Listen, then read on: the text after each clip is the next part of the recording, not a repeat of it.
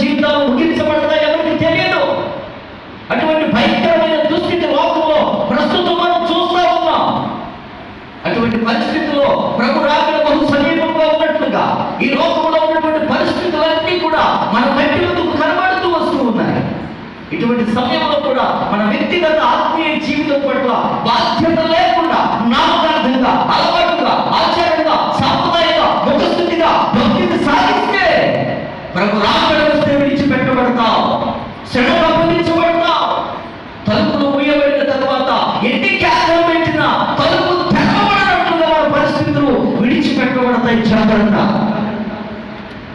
దేవుడు తోడు కావాలని కోరుకుంటాం. నువ్వు వెళ్ళిన ప్రతి చోట జయం కావాలని కోరుకుంటావు. నువ్వు చేసిన ప్రతిదీ సఫలమవ్వాలని కోరుకుంటావు.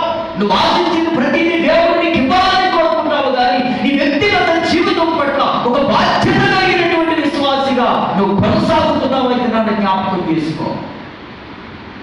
రాజు అయినటువంటి హిజ్కియా తనకు దేవుడు తోడుగా ఉండడానికి, తాను వెళ్ళిన చోటలో జయం పొందడానికి గల కారణం ఏంటో తెలుసా? అతడు నిండు యవ్వన ప్రాయములో బాధ్యతను స్వీకరించినటువంటి వాడు. మరి మన జీవితాల్లో ఏ విషయంలో బాధ్యత కలిగి ఉండాలి? నెంబర్ 1, మన వ్యక్తిగత భక్తి జీవితం పట్ల బాధ్యత కలిగి ఉండాలి. బాధ్యత కలిగి ఉండాలి. ఉదయాన్నే లేవాలి, ఎవరి ప్రార్థనతో దినాన్ని ప్రారంభించాలి. మన పనులు ఏమైతే ఉన్నాయో కొనసాగించాలి. మిగిలిన సమయంలో వాక్యం చదివి, ప్రార్థన చేసి, ధ్యానం చేసి ప్రభుత్వ ఐక్యపరచబడినటువంటి అనుభవం మనం కొనసాగాలి. హోంవర్క్ ఉంటుందిగా పిల్లలకి. చాలా మంది పిల్లలు స్కూల్కి పంపుతున్నారు కదా, స్కూల్స్కి, కాలేజెస్కి పంపుతున్నారు కదా. రంగాలు వాళ్ళకి ఏముంటుంది చెప్పండి?